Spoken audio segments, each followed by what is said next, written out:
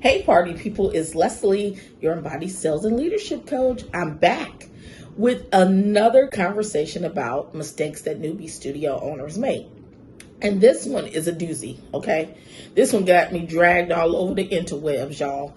But guess what? I ain't backing down. Before I take it back, I add more to it because I actually spend time working with studio owners. Do y'all know that I've worked with over 100 studios in the last 5 years? And my goal is for the studio owner to take home at least $150,000 a year. And that ain't much money, y'all. Can we just be real?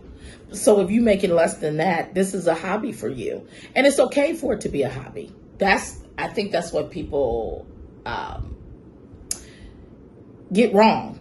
Like, seriously, it's okay for it to be a hobby. Let's just call it what it is. If you want it to be a business, then we need to think like a business. And so that means that you have to price things appropriately. Okay. Now, there is a formula to how you come up with your prices. Okay.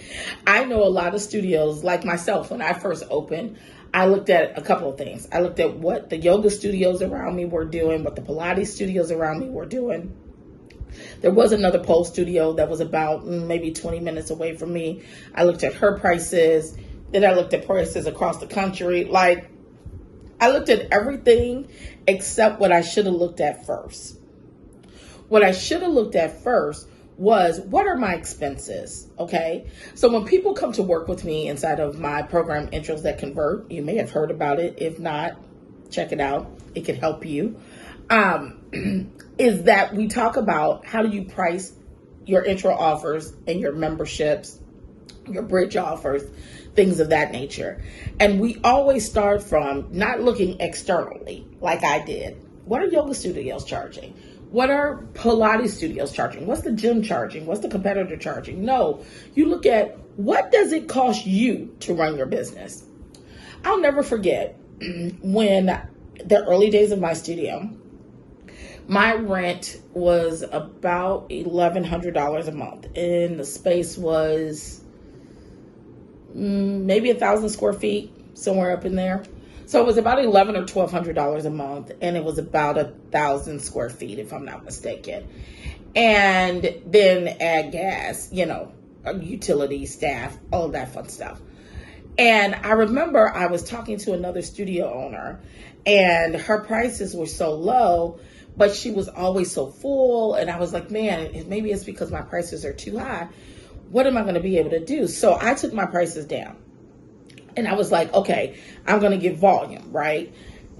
Build it, they'll come kind of a thing. Just like this other studio had done. Well, imagine my chagrin when I found out that her rent was only $400 a month. Homegirl had her studio on top of a beauty supply store and was renting it for $400 a month. We are not the same. We are not the same. When your expenses are 10 grand a month and somebody else's expenses are $3,000 a month, you might not want to take advice from that person. Not because that person is dumb, or that person lacks knowledge, but anecdotal advice comes from just your experience. And so I'm always like, when we're in these free Facebook groups and people are talking about things, I'm always like, y'all don't know these people's situation. They're not sharing that with you because it's a Facebook group. Why would they? They shouldn't. But that's why it's super important, though, that you don't look for advice in those places. You look for advice from people who have not just anecdotal experience, but the experience of working with other people. That's what makes them a good business coach. But I digress. I'm back. So you want to start with, what is my expenses? What are my expenses? What do I need to pay? And then we formulate your prices based off of that. Not what the market says. Okay? Not what the yoga studios are charging, because you are not the same. You can't fit 100 people in a room. Most of us only can fit 8 to 12 people in a room. Why am I pricing things the way that somebody who can fit 50 people in a room? You see what I'm saying? So for most, if you've ever used any of those strategies to come up with your prices, there's a good chance that your prices are too low, which is why you're robbing Peter to pay Paul every month and don't have actual cash flow to grow. You don't have enough cash flow to pay yourself. You don't have enough cash flow to expand because your prices aren't right. So that's what I would encourage you to do. Sit down, figure out, what do I need to break even? What do I need to pay myself a modest salary? What do I need to make sure that this business is sustainable long term for me and for my clients and my staff and all of those good things? Don't put yourself in bargain basement pricing.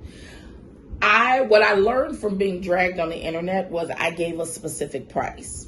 So I'm not going to do that this time, because price is relative. What expensive is to some people is not expensive to me, or vice versa, right? So I'm going to say it's too low if you can't pay yourself, okay? If you can't pay yourself a livable wage off of your studio, your prices are too low. That's what I'm going to say, all right?